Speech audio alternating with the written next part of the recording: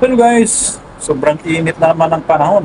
At syempre, kailangan nating magpalamig sa sobrang init para maibsan yung init sa ating katawan.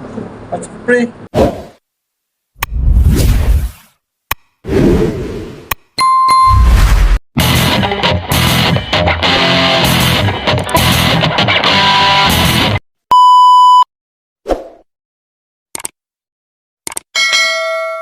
gusto rin nating mamasyal kasama ang ating pamilya. Kaya meron akong i-recommenda sa inyo. Isang pasyalan na hindi pa masyadong sikat, pero pasikat dahil marami na rin pupunta. Walang iba, kundi yung nagpunta kami dyan, isi-share ko sa inyo ang aming experience. Hello guys, samahan nyo kami sa aming adventure. Ayan, umagang-umaga pa lang. Sabado ng alas 7, nagre-ready na. Ayan, alis na kami. At kami tutungo ng Dagis Dis. May Marigondon. So, hindi kami kasya din sa car kasi kotse lang naman. Nagmotor yung iba. Kami kasama, yung wife ko, tsaka yung tropa ko nasa likod, yung kotse kasi puno na, hindi pwedeng sakyan natin ng marami dahil baka bumigay at di tayo makarating sa ating paparoonan.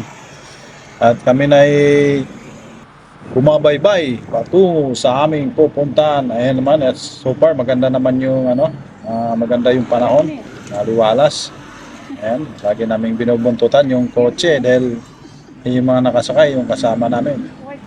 So, nakasunod lang kami sa kanya. Si Bruce Franco yung waste namin, yung guide. Siya yung nakakalam kung saan kami pupunta. Kung nasaan yung Dagis Dis, Marigondon.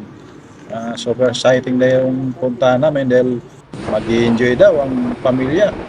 Kaya binarurot na yung kotse at kami naman yung mahabol. 120 ang takbuhan dahil wala naman yung kotseng dumaraan dito. At medyo kami lang yung nadadaan dito. At mayroong isang kotse sumisingit, pero okay lang yan at mahabol din natin yan. Napakaganda ng panahon so far. Medyo nakisama din yung panahon sa amin, ha. Ayan, hindi namin pakakawalan si Boss Franco dahil pag nawala ito sa paningin namin, hindi kami makapunta doon sa Dagis Dis na yan kung nasaan yan. Siya lang nakalam kung saan eh. Kaya sinusunda namin yung kotse na yan, kulay maroon. Sunda yung kulay ng kotse na maroon. Kailangan sundan namin para matunto namin kung saan pupunta. Medyo malayo-layo din ang biyahe namin, siguro mga 2 hours and a half bago kami makarating sa pupuntahan namin. Super, ang ganda ng paligid guys, oh. Parang probinsya talaga siya. Napakaganda ng simoy ng hangin, medyo yung motor halos matutumba na pag natamaan ng hangin. Kaya yung wife ko kapit sa akin. Baka mahulog. Tuloy kami sa paglalakbay kahit mainit, wala problema yan dahil ginusto nyo yan. Di bale, worth it naman yan pagdating doon. Napaka enjoy. Minsan lang naman magpapasyal kayo ng pamilya, sulitin nyo na. Kailangan natin A few moments later. Ito na tayo. Welcome to Dagis Dis ng Marigondon. At pinark na natin mga sasakyan doon. May parking area nila. Magano kami dito guys, 24 hours. Ayan po yung welcome nila sa may Arco. May nakasulat dyan, Dagis Dis ng Marigondon. So, papark mo na kami dito sa parking area nila. So far, dami din nagpa-picture, mga salagahan. Dami rin namamasyal eh. Hindi pa naman masyadong sikat itong pasyalan na ito, pero super ang ganda ng ang ganda ng paligid, napakalawak. Ayan na yung tropa ko, mukhang hindi na makapagpigil. Gusto, tingnan mo naman, sumakin agad yung parang umiyak. panganay ko sa duyan. Talagang sabi niya pa, hindi na mapigilan, sumakay na. Di ba? I-enjoy. Kitang-kita yung tanawin sa may paligid. Napakaganda. At kitang-kita yung mga bulaklak at saka yung bundok. Napakaganda tingnan, di ba? Di ba? Pati yung asawa ko pumirit din, sumakay din. Okay, next. Kita nyo naman, no? Napakagandang lugar. Hindi pa nga nakapagbihis, pumasyal na agad. mag-enjoy yan kasi- Palitan kami ng duyan. Kasi para ma-experience yung ano, yung Tulog mo pa konti. saya kung anong feelings yung Okay. nakaduyan sa langit, hindi langit, sa hangin. Ayan. Kailangan merong siyempre pagpapahuli ba ako? Ako naman ang magduduyan dyan. Siyempre ma-experience ko rin yung sarap ng hangin sa medyo mahangin lugar. Ito. Puro polluted yung kasing nakalalanghap natin sa Metro Manila. Ay pangangin din tayo minsan. Sarap pala magduyan, oh. O, ikaw naman, ma. Enjoy, super enjoy. Di pwede dalawa dyan, oy. Pagdating pa lang, duyan na agad ang pinagtripa namin eh. Kasi nasa malapit lang sa parking yan eh. Yung duyan na yan. Kaya maingganyo yung mga tao pagdating. Nakabungad yung duyan. Pagkatapos namin magduyan, ito, umakyat kami sa may, yung parang tower nila. So meron yung parang banig sa taas. Napakatas yan, siguro mga 10 feet or 15 feet. Doon kami, nakakalula tingnan sa ibaba. Yung asawa ko, kita mo naman, gumagapang. Takot na takot. Ahon. Ahon na. I-enjoy kami dyan. Kasama yung mga O, huwag sa bagets. malalim. Lola Inday, nasa baba lang. Hindi sumama dahil mahirap na eh. Mahirap ng tuhod. Nasa nasa inupahan namin bahay doon sa baba. Meron kaming nire-rent na bahay for 24 hours lang para sa mga kagamitan dahil hanggang mag-overnight kami dito. Meron silang available na mga rooms na pwede nyong pahingaan kung kayo'y mag-overnight. Meron silang available. Ibubuk nyo lang yung Dagistis ng Marigondon. Ang dami rin nagpapabuk, ang daming overnight. Siyempre gusto nilang masulit yung Tara, dulo. pamamasyal, kinabukasan, then kapag pahinga, hindi yung maghahabol sa pag-uwi. Dito, nagtagal kami dito sa taas, kasi super enjoy, lakas ng hangin, ayan yung mga bagets, tuwang-tuwa, Okay, parang ayan.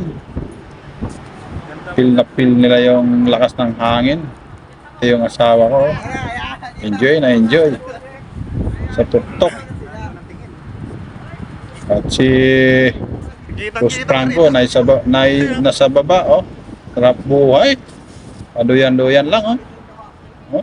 Sarap matulog yung dyan. pala yung sekreto niya, oh. Ng hangin. Sarap buhay, oh. Kita mo naman ang ganda ng forma.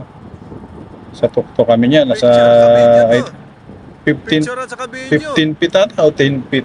Basta mataas yung inakyat namin dyan. Nakakatawa sa taas. Mag-enjoy ka talaga sa sobrang lakas ng Okay. hangin. Nice shoot. Baka makatulog ka niyan bigla kung ikay pagod o puyat.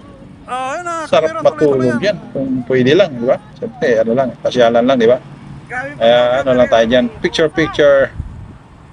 Magbibideo kayo, wala problema. For remembrance. Siyempre, Cameraman, oh. kasiyahan ng tao, minsan lang yan, di ba? Ang enjoy natin kung mamasyal tayo. Okay naman. Kailangan ko na nating video, mga picture, para meron tayong mapanood at siyempre may review natin yung mga Smile. happening moments. Smile. Kasi ang pera, madali lang makitain yan eh. Pero ang kasiyahan ng tao, Okay. yun ang mahirap ulitin. Kaya Simple lang, oh. masaya ka at namasyal kayo, sulitin nyo na. Di ba? Ang ganda ng background. Tapos namin sa baba, sa itaas, bumaba naman kami. Dito kami sa may isang site naman ng Dagistis. Ayan, ito may malaking heart. Bagay na bagay ito sa mga Valentine's Day. Sigurado, mapupuno ito. Ang ganda niyang view guys kasi nga yung likod niya bundok, tin may may puso. So, pagkatapos naman mag-picture naman, ito namang tower ang inakyat namin. Kasama yung mga bagets na una nang bumaba. Kami na lang mag-asawa na iwan sa itaas. Kasi kukunan daw namin ng video yung palibot. Ito yung nasa 20 feet ito guys, mataas. Tanaw mo talaga yung kabundukan sa gilid. Napakaganda tingnan. Perfect ito sa mga magjowa. Talagang dito ka sasagutin kung di mo pa, kung niligawan mo pala yung iniibig mo, dito ka na sasagutin dahil sa ganda ng tanawin dito. Oo, oo, maganda yung tanawin. Di. Wag yan. Pakaway-kaway pa yung ano ko, yung wife ko. Kung nagustuhan niya talaga yung ano, gustuhan niya yung paligid. Napakalakas yung hangin at saka yung mga bulaklak sa paligid. Talagang ano. Tapos, balik na naman kami doon sa may heart. Hindi nagsawa yung mga bagets. Picture-picture daw muna doon. Magbibideo. Para makita yung, para masulit yung pamamasyal namin. Ang daming papasyalan na ano, mga picture. Kaso di namin naikot dahil napagod na. Ituloy mga Will. Medyo ano na, mag-relax ng konti dahil mamaya magsuswimming na naman. Tuloy-tuloy yung video. Ayan, dito lang po kami na tagal na konti para makapag-relax na. Mamaya magsuswimming na naman daw. Meron silang swimming pool sa itaas at very affordable naman sa mga ano, kahit mga 20 person kasya. Ang linaw ng tubig kaso ang sobrang ginaw. Ayan, picture mo na dito sa may heart. Heart, hindi si heart evangelista, heart lang yan. Read heart for remembrance. O, di ba? Pagkaganda tingnan talaga sa paligid, sa likod. Wait lang, doon gawin. Mga kabundukan, Natakpan si Mike, ayan. green na green, connected to nature. 1, Ang sarap ng tingnan yung nature. Talagang ano yan, gawa ng kalikasan. Walang natural nature. Tawag yan. Ayan, picture muna kami ng wife ko para merong ano, remembrance sa dagis-dis ng Maragondon. Picture time. Kita niyo naman, ganda ng views. Pati si Don Franco, napangisi. O, kita, pogi naman. Meron din silang malaking upuan, ayan. Ayan. Hindi pa nakontento yung asawa ko, bumalik doon sa tower. Isang video pa raw para susulitin daw niya yung ano, sa itaas. Mag-picture daw muna doon bago maliligo. O sige, pagbigyan natin, kami na lang dalawa umakyat. Ayan. May duyan din sa itaas. Perfect na perfect sa mga magjowa. Talagang pwede mong kalungin dyan habang nagduduyan kayo at sabay kayong mangarap sa inyong mga kinabukasan. Di ba? Ang mga ganon. May ganon. O isang picture pa. Ayan, isang video pa. Ayan, ang ganda, di ba? Sana all. Pagmasdan mo na paligid. Kaya di ka magsawang ano dito, akyatin kahit mata. Uy, meron na naman. Abonus yun Yung ano, sinasabi ko sa inyo, perfect location sa mga jowa, diba? Mag-asawa. Dito nyo maiisip yung mga pagsubok, mga pinagdaanan nyo, pero nandito pa rin kayo. Matibay na relasyon. Ito na, it's time to swim. Ito yung swimming pool nila guys, napakaganda. Merong salamin sa gilid, makikita ka dyan sa ano, lumalangoy. Kapag merong nagbibideo sa'yo at huwag kang dumukot sa mga ano mo, dahil makikita yan dun sa video. Hindi, in fairness, ang ganda ng ano nila, pool. Kaso sobrang lamig. Ang lamig ng tubig, grabe. Kita nyo naman yung tubig na yan galing sa kabundukan din yata or di ko alam, basta di ko na tinatanong kung saan galing yan, basta ang linis ng tubig nila, ang linaw. Hindi pa yan pinapandar, mamaya pinapandar yung motor para mag-change ng water or recycle. Kita mo naman, enjoy yung mga bagets. Napakaganda. Ang sarap dyan maligo. Kung talagang naiinitan ka na, maglublob ka lang dyan. Solve na yung init ng katawan mo. Enjoy yung mga bata. Pati yung mga matanda. At eto kami ng wife ko. Sabi niya, patungan daw niya ako. Huy, wag, bawal ito. Hindi, patong lang. Ano ka ba? pumaton lang pala sa akin para ano, makuha sa picture. Thank you. Shout out sa cameraman, Miss Janet C. Garcia. At ito ako, sumisid. Garal tayong sumisid. Malapit ng Valentine's Day. Hoy! Picture. Di mo wala yung picture, siyempre.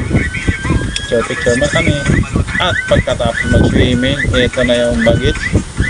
Umakyat na naman sa isang tower doon sa may bahay na inupahan namin. Doon nagsasayaw na naman yung mga bagits na yan. Kulang yung isa, kumain yata si Wincy, wala dyan. Pagsapit ng hapon, ito yung magandang views. Ayan, yung wife ko, picture dyan, napagaganda pagmasdan yung views. Talagang kitang-kita mo yung araw na palubog. Yung bagang palubog na, iniiwanan tayo. Para yung ex mo, pusa na lang lumulubog.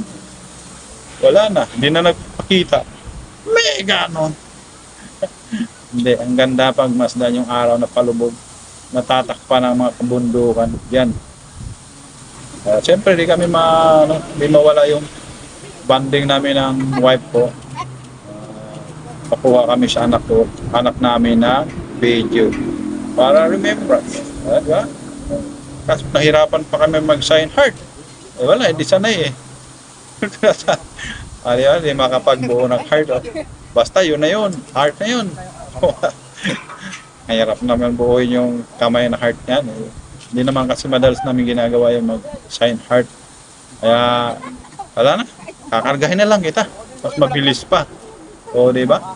O, karga na. Kasi kung mas mabilis kaysa heart. O, di ba? Kita niya na, Total yung isda mo. O, di ba? Ang ganda. Perfect na perfect sa mga magjowa, mag-asawa. Pagsapit ng dilim, eto na ako. Si Boy Logro. Magluluto muna tayo ng panghapunan. Inihaw na isda, inihaw na pork chop, inihaw na bangus, inihaw na tilapia para sa ating hapunan. Para sa aming hapunan.